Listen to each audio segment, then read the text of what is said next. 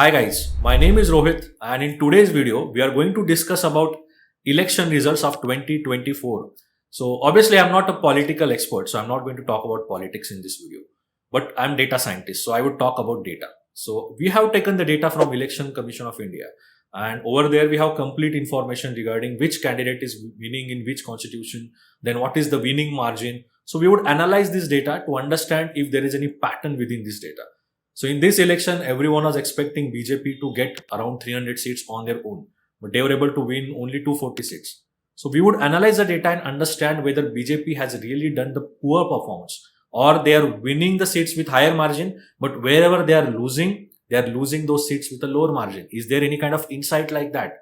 Has BJP lost this majority by very, very small margin? Is this something happening with respect to the number of votes? Then is there any pattern with respect to the percentage votes? So for example, let's say in particular state, if BJP is doing well, then in that state has the percentage of the votes on a higher side or a lower side. So is it happening that in the states where the percentage was on a lower side, BJP actually ended up losing? So let's try to find out if there is any pattern within this data, which would help us to understand why BJP was not able to get to that 300 number on their own. Let's get started.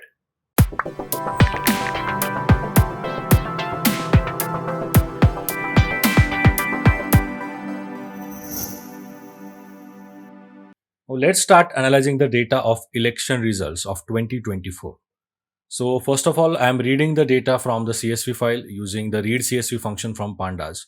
And over here, if you see, I have information about the constituency, the number of that constitution, then who is the leading candidate in that particular constitution, then we have the leading party, then who is the trailing candidate, basically the second candidate in that particular region, and who is the trailing party. And along with that, we also have information about the margin. So the winning candidate, by how many votes the winning candidate is winning.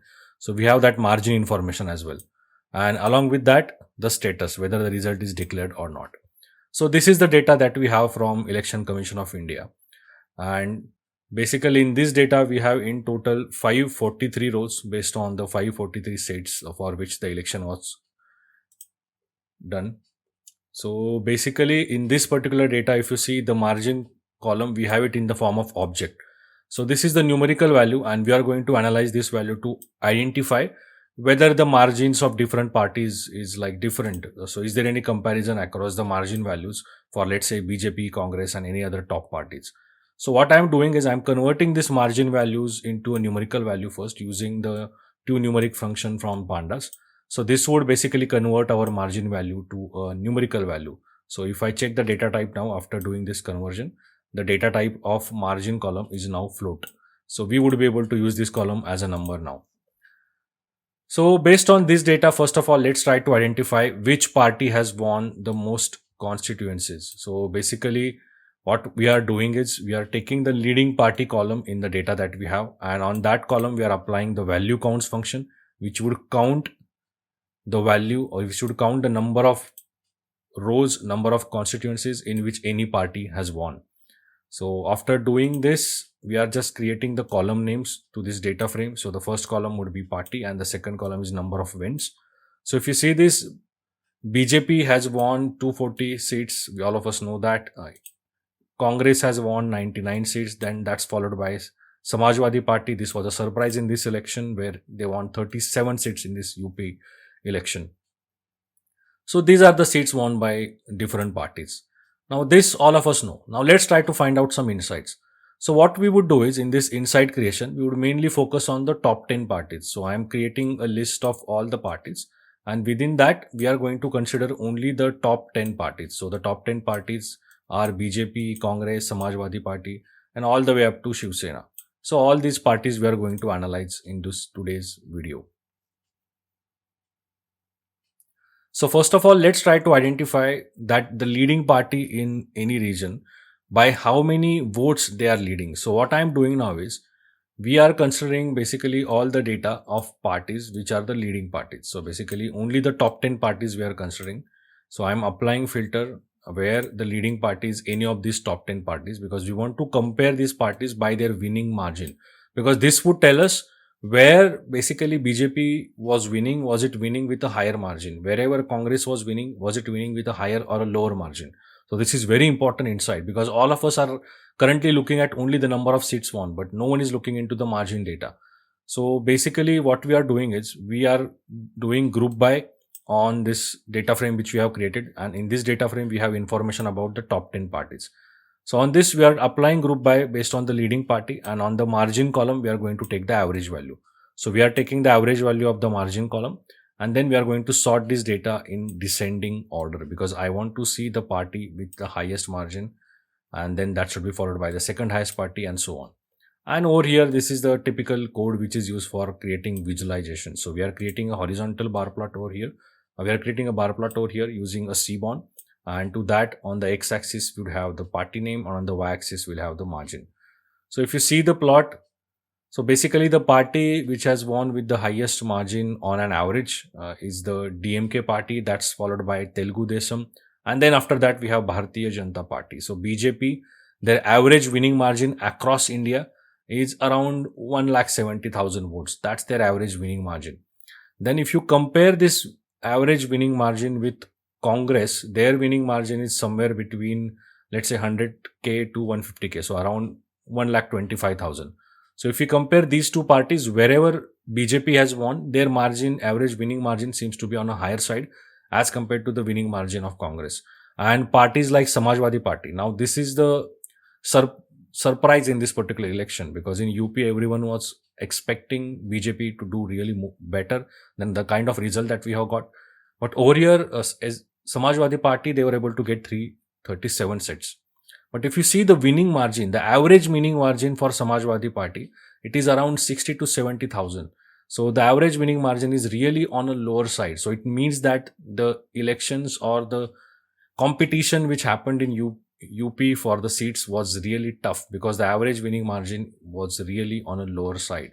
So this could have gone either way. And this also gives very interesting insights that in UP maybe BJP has lost, but the margin which they have lost in UP is not that high. So Samajwadi Party was able to win with low margin. Now, if you compare or if you do the similar analysis for trailing party, so basically wherever the party is on a second position. So if you want to know wherever the party is on a second position, then what was the margin in that particular case? So wherever the party was second position, what's the margin by which they have lost that particular position? So that's the analysis that we are doing over here. So we are taking all the trailing parties and by how much margin they have lost on an average. So on an average, if you see, this is very, very interesting insight. So wherever Congress has been on the second position, they have lost on an average by more than 2 lakh votes. So that's the huge margin. So basically wherever they have lost with huge number of votes. The second one is basically Bharatiya Janata Party. So BJP has lost by 1 lakh votes. So this is a huge difference. So wherever Congress has lost, they have lost by more than 2 lakh votes on an average. But wherever BJP has lost and wherever it is basically on second position, the average difference is of 1 lakh votes. So basically, it is again clear that BJP has not lost by huge number of votes as compared to Congress. And again here, wherever the party was on second position, Telugu Desam and Janata Dal, they seem to have lost by around 50 to 60,000 votes on an average whenever they were on a second position. So it seems that there was a tough competition in these states as well. Now, this analysis we have done across India, across all the constituents across India. So now we are going to check just in some states, was there some specific pattern with respect to BJP, because BJP is the party for which the results were not as per expectation. Now let's see that whether there was some pattern across the states. So basically for that, we are first of all reading a data of different constituencies. So here we have data related to a candidate and then their specific party, the number of votes which are received from EVM, postal votes, total number of votes, and the percentage of votes in that particular region. Along with that, we also have a constituency ID. So for every constituency, we have information about all the candidates and how the votes were distributed across the candidates. Okay. So this is the information we have. And then in the second data set, we have the state-wise data. So for every state ID, we have its information. that for every state ID is representing which state, because in the first data set we have constituency ID or a state ID, but we don't have information about state. So for getting the information about state, we are going to use this second data set. So what I'm going to do now is I'm going to create a column state ID in our constituency data frame, and in that we are going to create that column using the constituency ID which was given over here. So using that we are going to create a state ID, and once we create a state ID, what we can do is we can merge two data frames. So we are going to merge this data frame along with this state data frame where we have information about the mapping of ID to the corresponding state. So this would help us in identifying for which state that particular result we are having. So after we join the data, this is how the data would look like. So it would have all the columns which we had, but along with that, now it also has a state information. So now we can look into this data from state-wise analysis, specifically for BJP. So I'm going to drop the duplicates from this data set that we have so that we are left with only the winning candidates, because we are going to analyze the data with respect to the winning candidates. So I'm dropping all the duplicates with respect to the constituency ID, and this would keep the first row, which is basically the row for the winning candidate for every constituency. So after we do that, one specific thing that is happening is as I am joining the data over here, basically as we are joining the data using a candidate name. So we are going to join the data using the candidate name. What is happening is after joining this data, for places where the candidate is, let's say, trying in two constituencies, for example, Rahul Gandhi was fighting elections in two locations, in Raebareli as well as in Wayanad. So because of that, now we have 545 rows in the data, but there are only 543 seats which need to be won. So basically this is happening because of Rahul Gandhi. So Rahul Gandhi was fighting elections from two places. That's why after joining the data, we have some misjoins that are happening. So what we are doing is from this, basically Raebareli is the location which is within Uttar Pradesh, and Wayanad is the location which is within Kerala. So I am dropping the rows which were getting joined by mismatch of the data. So we are going to keep only the rows that we need. So other two rows we are going to drop, so that for Rahul Gandhi we have information about Raebareli and Wayanad, and not like the cross joining which was happening over here. So this is just the noise removal step that I'm doing, nothing else. Now after doing that, what I'm doing is I'm taking data of all the constituencies where the leading party was BJP. And on BJP, for every state, we are checking the winning margin. What was the average winning margin in every state? So this would tell us wherever BJP was winning, was it winning with a high margin per state? So this is very important, very interesting insight that we're going to get now. So basically the insight that we are getting now is, if you see here in Gujarat and Madhya Pradesh and Andhra Pradesh, in these three states, BJP was winning by more than 2 lakh votes on an average.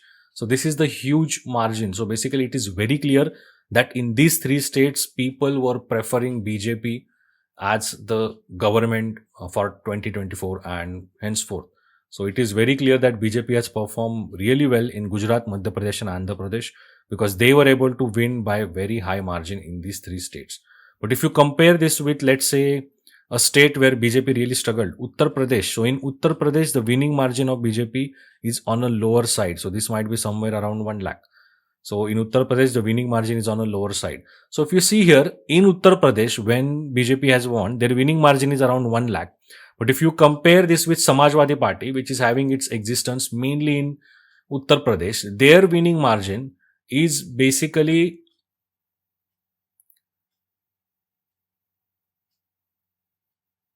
Samajwadi Party. So their winning margin is around 60,000 or 65,000.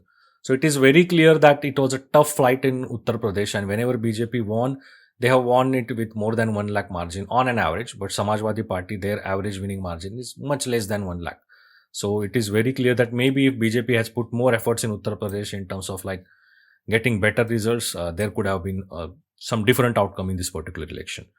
So this is the basic data analysis that I have done using this election data. Now, for those of you who want to build your career as a data analyst and data scientist, you can definitely find out some additional problem statements using this data and come up with some insights. So go ahead and try to analyze this data now on your own and see what kind of insights you get on these election results. Thanks for watching the video, and I will see you in the next one. Bye-bye.